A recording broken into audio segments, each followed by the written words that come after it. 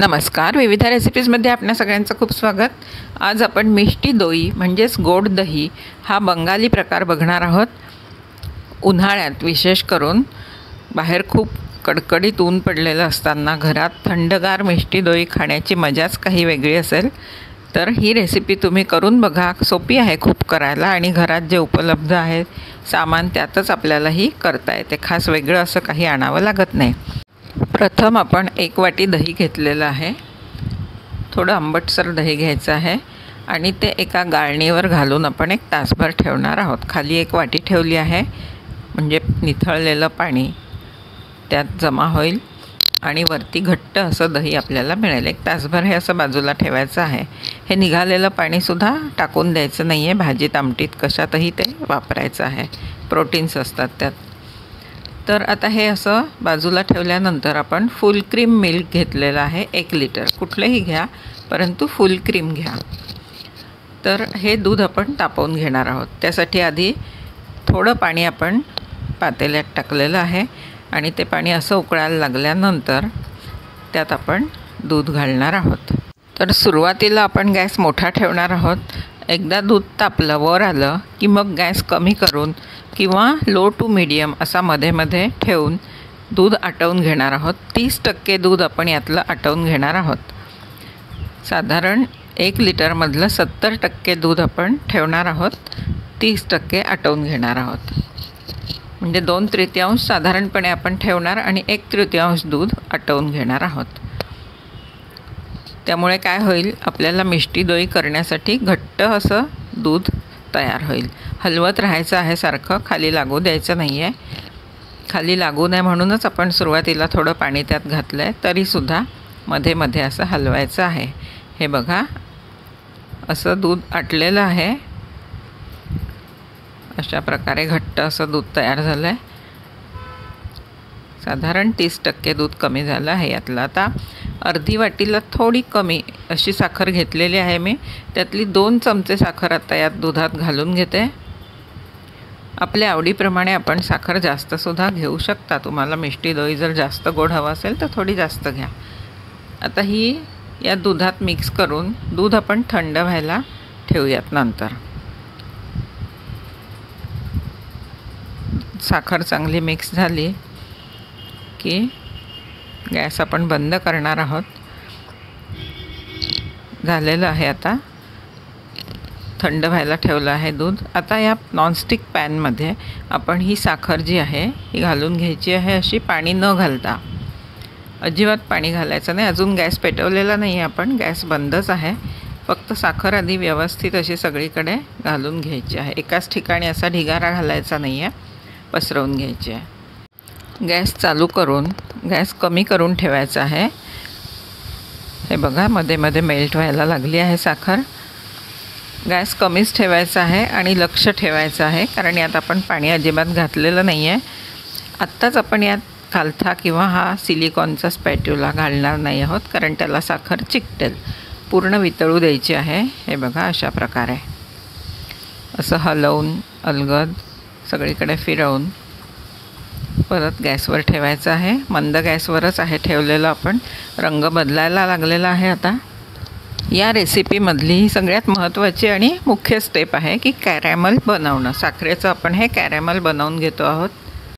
कॅरॅमलच्या रंगाकडे लक्ष ठेवायचं आहे आणि साधारण रंग बदलल्यानंतर खूप काळपट ब्राऊन होऊ द्यायचं नाही आहे. हे बघा आता आपण चमच्याने हलवू शकतो ते, कारण साखर सगळी विरघळलेली आहे.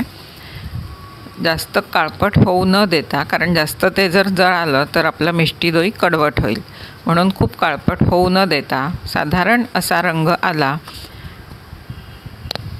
थोडी आणखी 1 शेड आपण डार्क होऊ देऊ शकतो.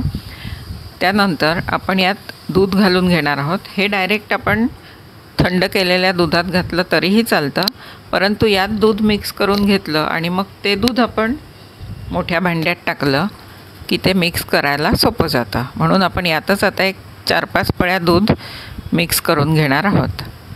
गॅस कमी केला आहे आणि अलगद 1-1 पळी टाकायचं आहे. एकदम ते अंगावर उडू शकतं, त्यामुळे काळजी घ्यायची आहे या स्टेजला. हलवायचं आहे लगेच. हलवलं नाही तर त्याचे खडे तयार होतील, क्रिस्टल्स असे तयार होतील खाली. म्हणून सतत ढवळत राहायचं आहे. वरनं पळीने दूध टाकायचं आहे, इकडे ढवळायचं आहे. गॅस बंद केला आहे आपण आता. हे खूप गरम असल्यामुळे थोडं जरी अंगावर उडालं तर जास्त चटके बसण्याची, भाजण्याची शक्यता असते. म्हणून काळजीपूर्वक करायचं आहे हे. आणि एकीकडे पटकन ते सगळं चांगलं मिक्स करायचं आहे. खालनं चांगलं ढवळून घ्यायचं आहे प्रत्येक वेळी.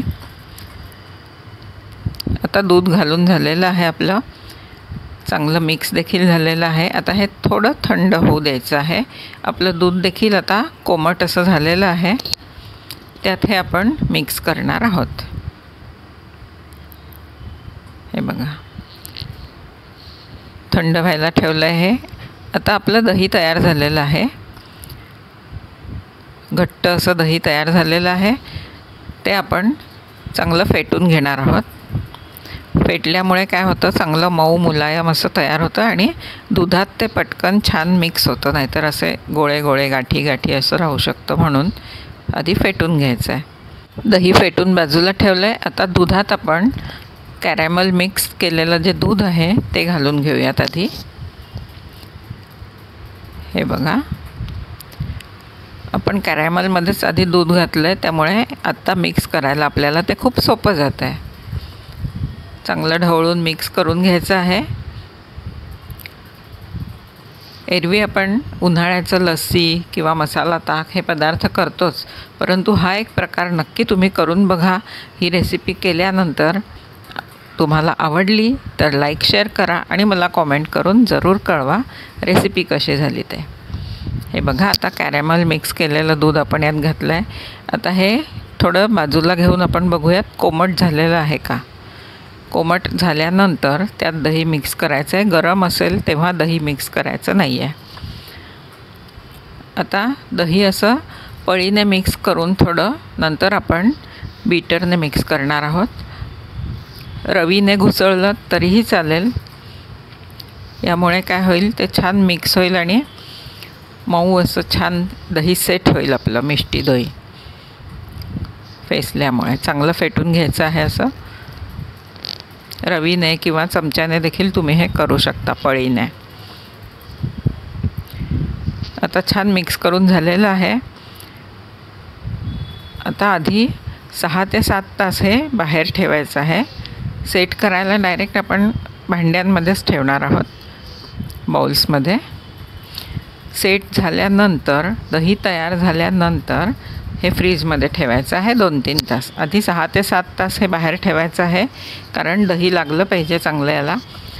आणि नंतर 2-3 तास फ्रीजमध्ये ठेवून मग आपण ते सर्व करणार आहोत थंडगार असं. हे बघा, इतकं झालेलं आहे 1 लिटरचं.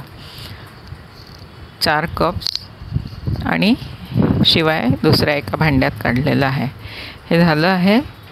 बघा कसे छान निघतं आहे, घट्ट असं मिष्टी दही तयार झालेलं आहे.